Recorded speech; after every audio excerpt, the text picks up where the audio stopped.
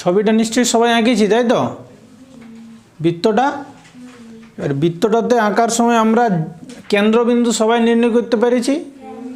কেন্দ্রর পরে কেন্দ্র থেকে পরিধি পর্যন্ত যেটা আমরা টানছি সেটাকে কি বলেছিলি? ব্যাসার্ধ। আর পরিধি থেকে পরিধি কেন্দ্র বরাবর পার হচ্ছে ওইটাকে বলেছিলি ব্যাস।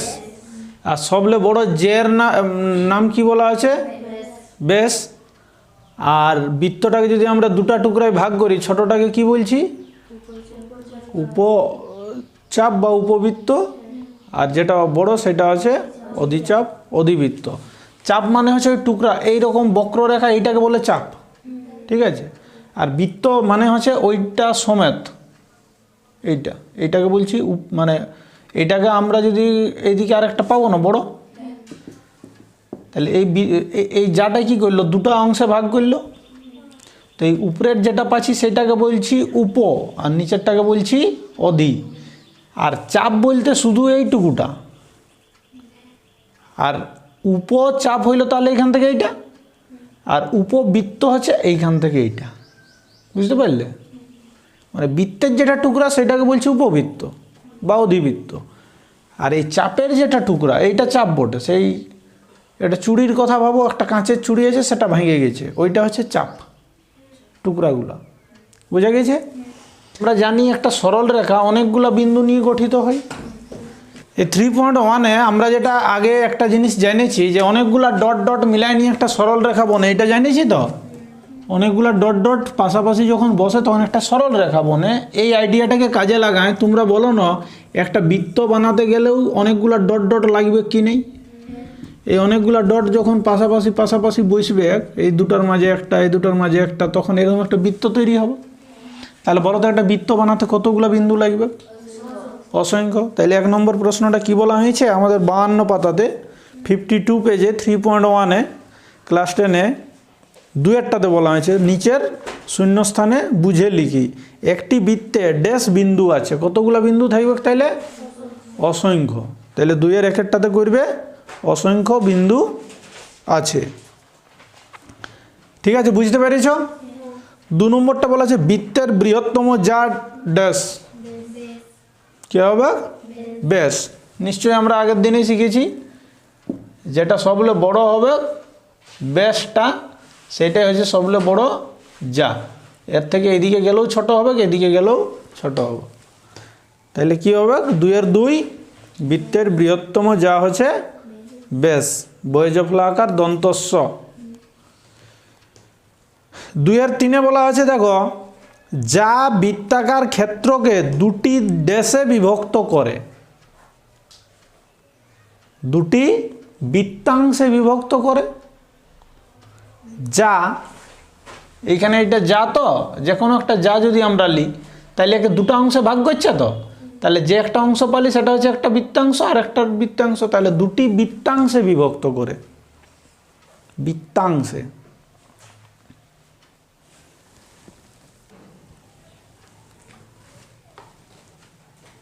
হয়েছে? ঠিক।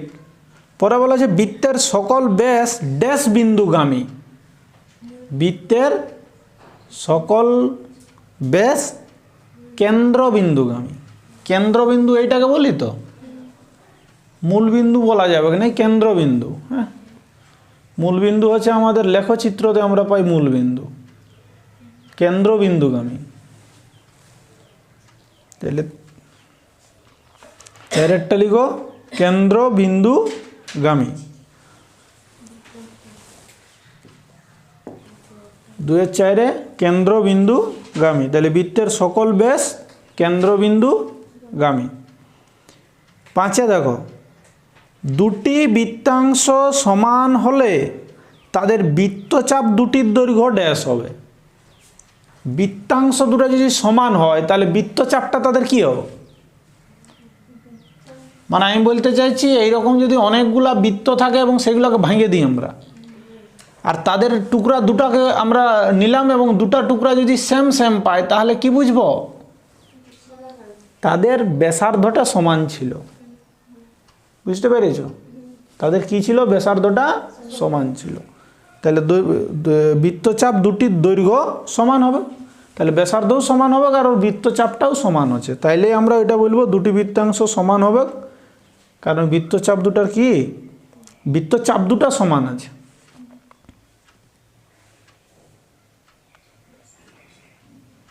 দৈর্ঘ্য সমান হবে। হ্যাঁ, পরে বলা যে একটি বৃত্তাকার ক্ষেত্রের বৃত্তকলা হলো বৃত্তচাপ, একটি বৃত্তাকার ক্ষেত্রের বৃত্তকলা হলো বৃত্তচাপ এবং দুটি ড্যাশের দ্বারা সীমাবদ্ধ অঞ্চল।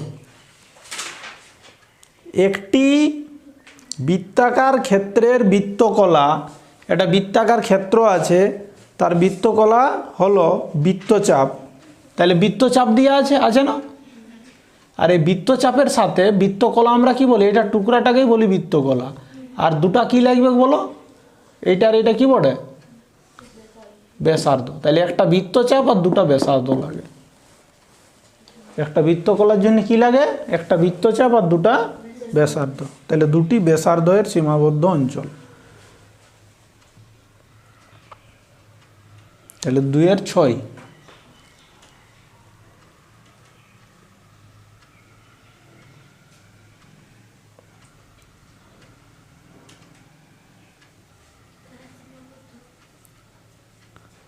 দুটি ব্যাসার্ধ হবে। হ্যাঁ, সাথে দেখো বলা হচ্ছে বৃত্তের বাইরের কোনো বিন্দু। দেখো একটা জিনিস দেখে নাও, খুব একটা মানে ইন্টারেস্টিং, যখনই আমরা কোনো একটা বৃত্ত আঁকি তো ঠিক আছে, গোটা বিশ্ব ব্রহ্মাণ্ডটা দুভাগে ভাগ হয়। গোটা বিশ্ব ব্রহ্মাণ্ডটা একটা হচ্ছে বৃত্তের ভিতরের অংশ আর একটা হচ্ছে বৃত্তের বাইরের অংশ।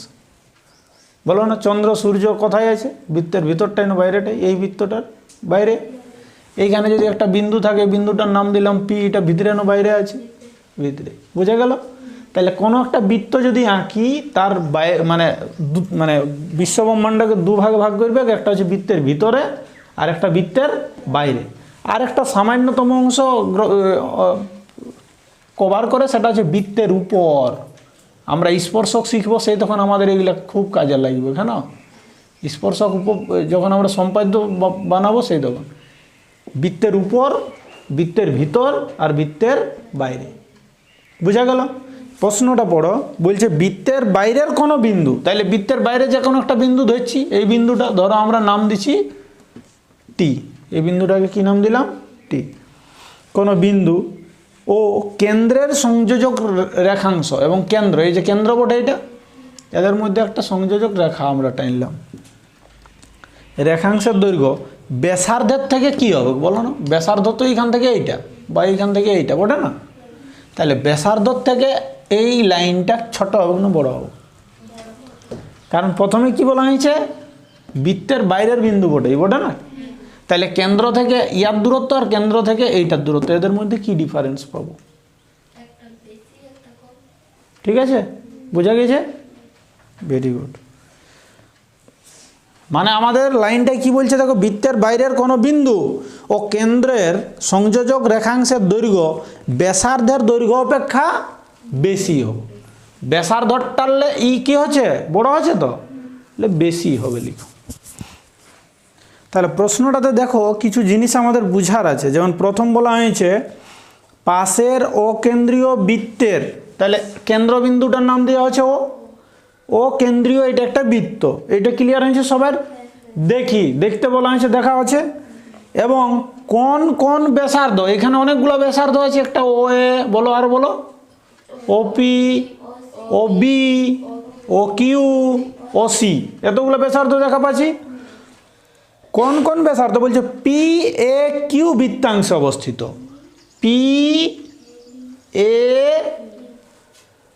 কিউ, পি এ কিউ, বুঝতে পেরেছ? তাহলে পি এ কিউ বলতে আমরা বুঝতে পারবো কোনটা বটে, এইখান থেকে এতটা। বলো কোন কোন ব্যাসার্ধ আছে এর ভিতরে? ওসি একটা পাচ্ছ, আগে এইটালে শুরু করো। ওপিলে ওপি, ও এ, ও সি, ও কিউ, বুঝতে পারলে? স্কেল ও পেন্সিল কম্পাসের সাহায্যে একটি বৃত্ত এঁকে, তাহলে একটা বৃত্ত আঁকবে স্কেল আর পেন্সিল কম্পাসের হেল্প নিয়ে। কেন্দ্র, নিশ্চয়ই এই বিন্দুটাকে কেন্দ্র নাম দিয়েছ, তাই তো? তাহলে এটা হলো কি কেন্দ্র। তারপর আর কি দেখানো দরকার আছে, যে দেখো এইখান থেকে এইখান যে কোনো একটা টানলে এই মানে পরিধি বরাবর, এই পরিধি থেকে এই পরিধি যেমন ছুঁই তাকে আমরা বলি যা।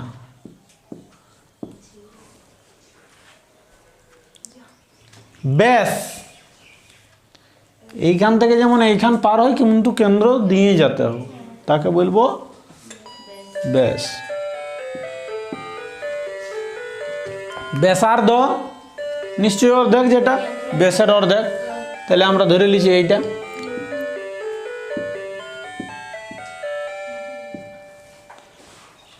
উপচাপ আর অধিচাপ, বৃত্তটাকে যখন দু টুকরা করব তখন যেটা বড় হবে সেটাকে বলবো অধি, আর যেটা ছোট সেটাকে বলবো উপ। এটা মনে রাখার জন্য একটা ট্রিক্স আমি বলে দিতে পারি। উপ আর অধি এইটা অনেক স্টুডেন্টকে দেখেছি উলট পালট করে দিই। জানুয়ারি মাসে যাকে উপ বলবে ডিসেম্বরে যায় ও হয়ে যাবে অধি। এটা না হয়ে যাতে প্রধান আর উপপ্রধান, জানো প্রধান আর উপপ্রধান কার ক্ষমতা বেশি? প্রধানের। প্রধানমন্ত্রী আর উপপ্রধানমন্ত্রী কার ক্ষমতা বেশি? প্রধান। তাহলে এইখানে রাষ্ট্রপতি আর উপরাষ্ট্রপতি কার ক্ষমতা বেশি? রাষ্ট্রপতি। তো ঠিক সেই জিনিসটাই এইখানে, উপবৃত্ত মানে হচ্ছে ছোটটা আর অধিবৃত্ত মানে হচ্ছে বড়টা। বুঝা গেছে?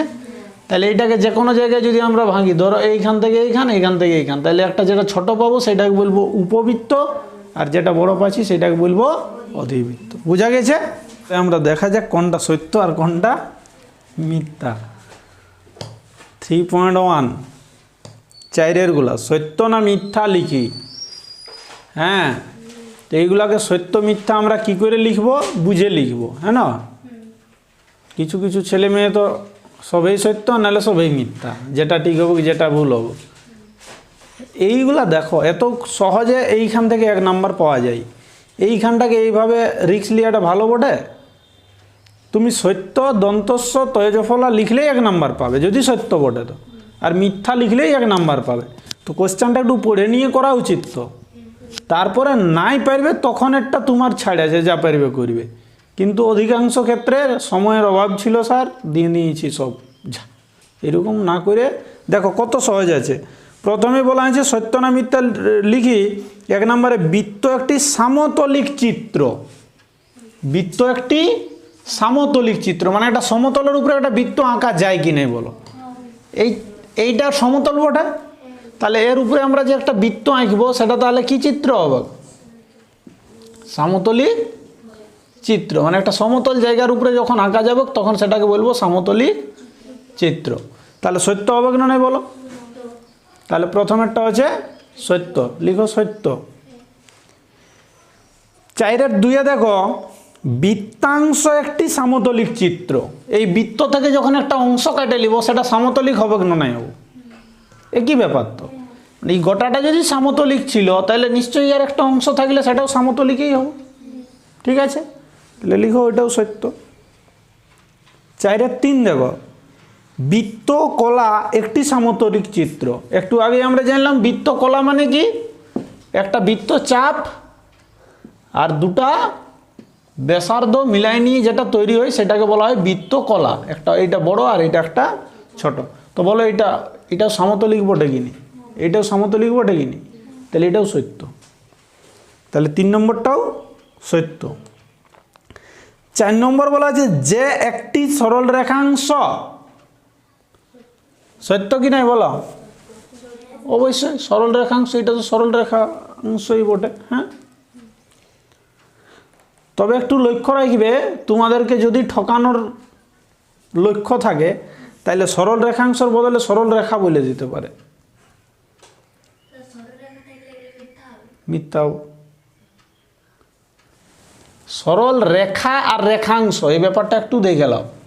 সরল রেখা মানে হলো এইটা, আর রেখাংশ মানে হলো এইটা। তীর চিহ্ন থাকলে সেটা হলো রেখা, আর যদি না থাকে তাহলে বলবো রেখাংশ। দেখো রেখা মানে আরো বাড়বে, আর রেখাংশ মানে ওই রেখার একটা অংশ বটে, ওর একটা টুকরা বটে। বুঝতে পেরেছ? তো যদিও এত ডিপে কোশ্চেন সাধারণত থাকে না, এই চাকরি বাকরির পরীক্ষাতে এইসবগুলো থাকে। ঠিক আছে, কতটা আছে এবারে? 5। বলছে চাপ একটি সরল রেখাংশ। এই মিথ্যা কথাটা যে কেউ মানে কি বলে অন্ধকারও চিনতে পারে। কি বলছে? চাপ একটি সরল রেখাংশ। তো চাপ কোনগুলাকে বলি আমরা? এই ছোট টুকরাগুলোকে বলি চাপ। কখনো সরল রেখাংশ দিয়ে চাপ তৈরি করা যাবে? তাহলে এটা কি হবে? মিথ্যা। 6টা দেখা যাক। একটি বৃত্তে সসীম সংখ্যক একই দৈর্ঘ্যের যে আছে। সসীম আর অসীম। সসীম মানে কি? নির্দিষ্ট সংখ্যক, তাকে বলবো সসীম। 1 কোটি, 1 লক্ষ, 1000 কোটি যাই হোক, কিন্তু সংখ্যাটা যা হোক ফিক্সড হবে, ওর থেকে আর বাড়বে না। আর অসীম মানে তুমি ওকে গুনে শেষ করতে পারছো নাই।